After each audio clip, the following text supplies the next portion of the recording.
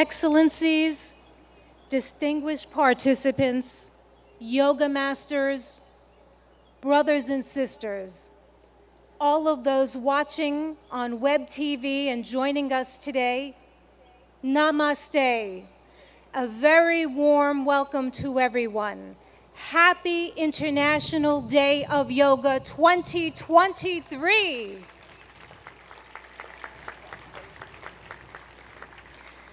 This is the time that we've all been waiting for.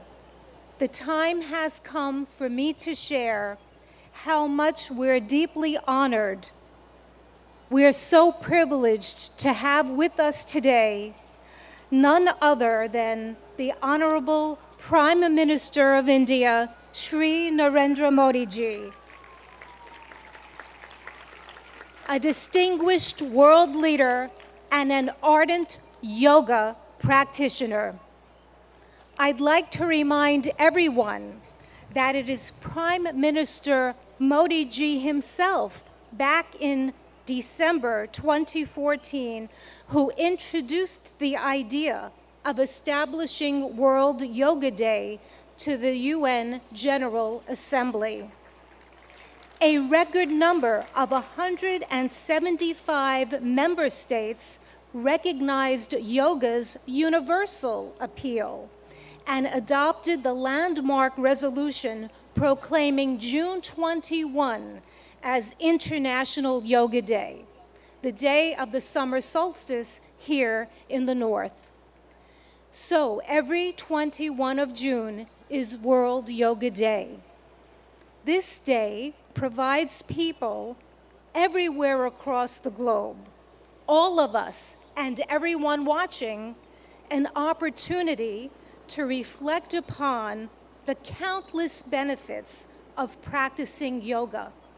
Indeed, an invaluable gift in the world from India's ancient tradition.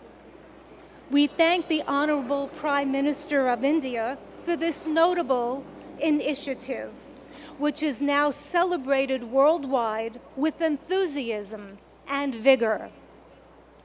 I will now begin the official part of today's event by requesting Ambassador Ruchira Kamboj, India's permanent representative to the United Nations, to the stage to deliver her opening remarks.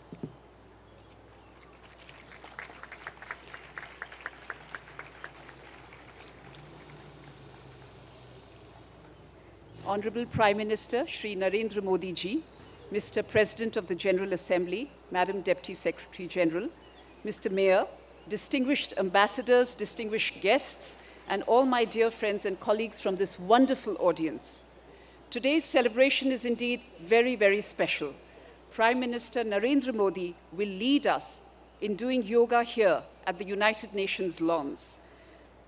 To put matters in perspective, it was under his leadership and under his guidance that 21st June was declared as International Yoga Day, and it is only fitting, therefore, that the inspiration behind the idea is with us today in this scenic, multicultural setting of the United Nations. Ladies and gentlemen, it is truly beautiful to see so many around the world gather in solidarity for yoga. It is not living with the burden of weight or the lightness of oblivion. It is a choice made with balance, an idiosyncratic beauty, timeless throughout the progress of humanity. Yoga has endured. It is truth beyond articulation, wisdom beyond time. I hope all of you will cherish 21st June this year and hold it close to your hearts, today and forever. Thank you.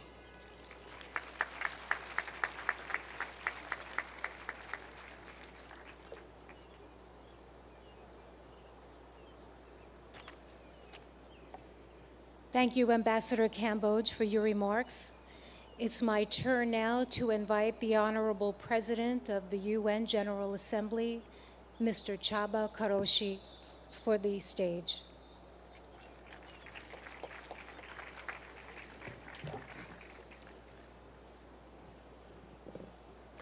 Honorable Prime Minister, Madam Deputy Secretary General, Mr. Mayor, Madam Ambassador, dear friends, Namaste.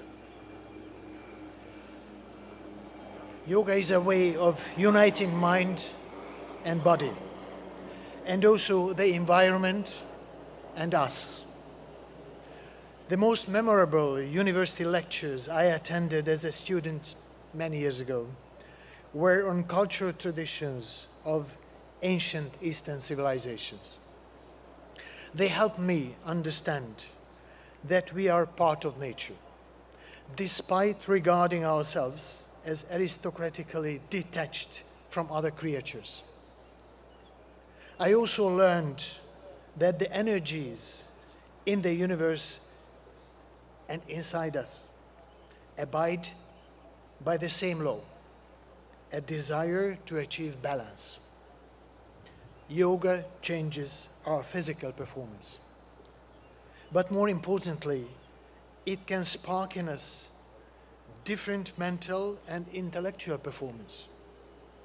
With a control that it teaches over ourselves, we learn how to make change and impact.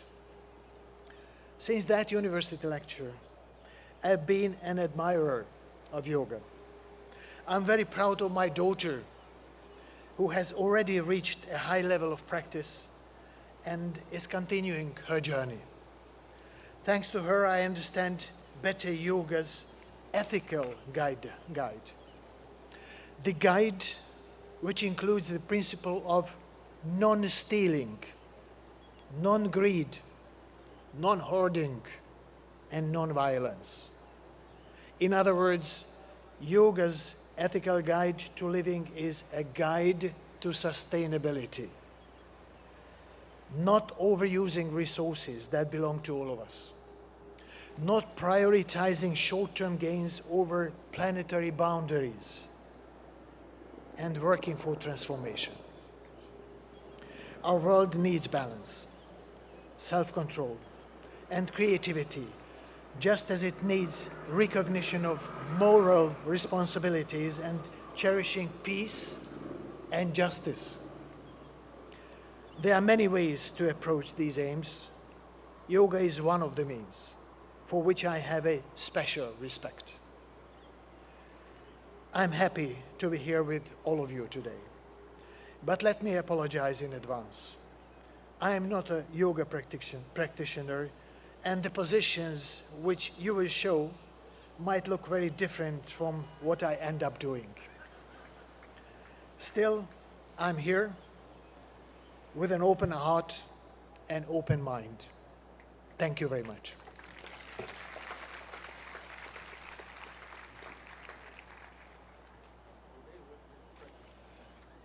Thank you, President Kuroshi, for highlighting the transformative power of yoga and in such a very personal way. At this time, I would now ask that Mayor Eric Adams, the mayor of the city of New York, please take the stage.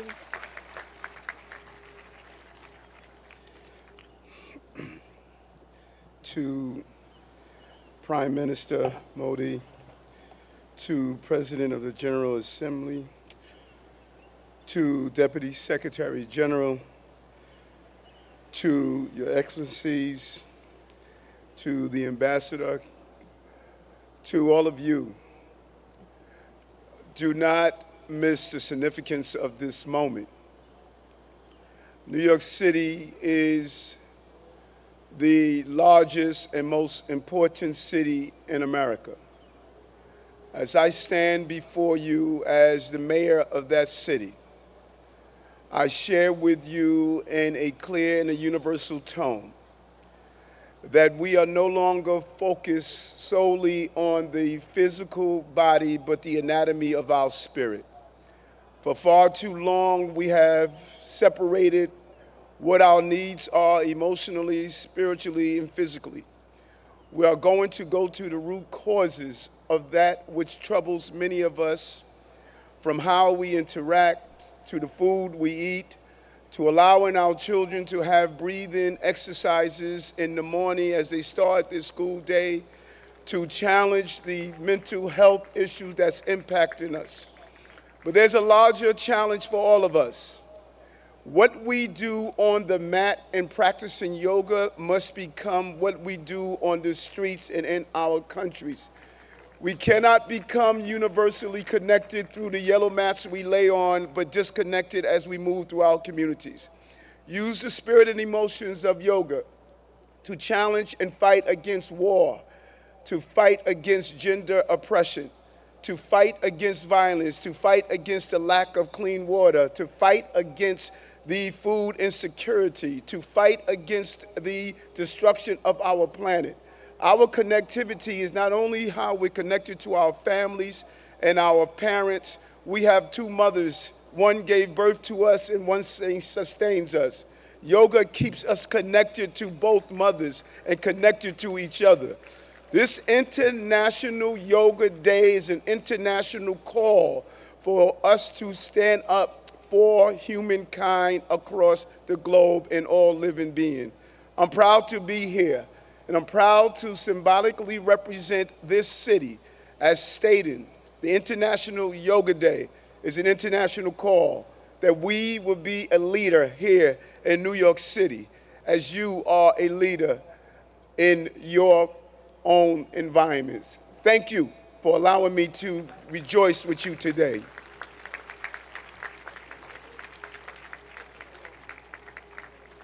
Thank you, Mayor Adams, for spotlighting how yoga is integral to the anatomy of one's spirit. We appreciate that perspective and input.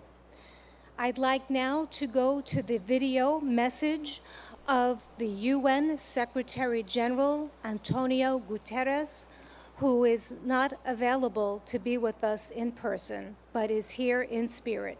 Please let us go to the videotape. Happy International Day of Yoga. I want to recognize Prime Minister Modi for all he has done to promote understanding of yoga and its many benefits. Yoga unites. It unites body and mind, humanity and nature, and millions of people across the globe for whom it is a source of strength, harmony, and peace. In a dangerous and divided world, the benefits of this ancient practice are particularly precious. Yoga offers a haven of calm. It can reduce anxiety and promote mental well-being. It helps us to develop discipline and patience. It connects us to our planet, which so badly needs our protection. And it reveals our common humanity, helping us to understand that despite our differences, we are one. On this International Day of Yoga, let us embrace the spirit of unity and resolve to build a better, more harmonious world for people, planet, and ourselves.